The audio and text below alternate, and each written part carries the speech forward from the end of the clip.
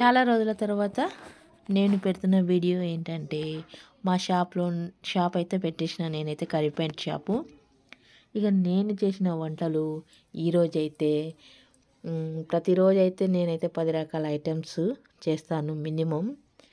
అయితే ఈరోజైతే నేనైతే చాలా రోజుల తర్వాత భోగి రోజు ఈ వీడియో అయితే పెడుతున్నాను. ముందుగా అందరికైతే భోగి శుభాకాంక్షలు మీ అందరికీ.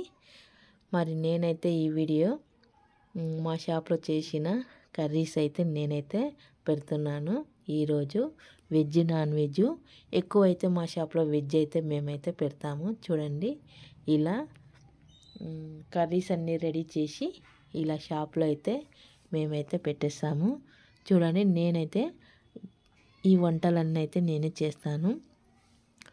ఇలా వంటలు చేసి వీడియో తీయడం కొంచెం కష్టంగా ఉంది. ఎందుకంటే టైం కల్లా రెడీ చేసుకోవాలి. వంటలన్నీ మనం రెడీ చేస్తేనే కస్టమర్కి కరెక్ట్ టైంకు తీసుకెళ్ళడానికి రెడీ చేసుకోగలుగుతాము. చూడండి, మధ్య మధ్యలో అయితే చిన్ని చిన్ని వీడియోలు అయితే చేస్తున్నాను. ఇక ముందైతే వీడియో చేయాలని అనుకుంటున్నాను. నా వీడియో నచ్చితే ఒక లైక్ చేయండి.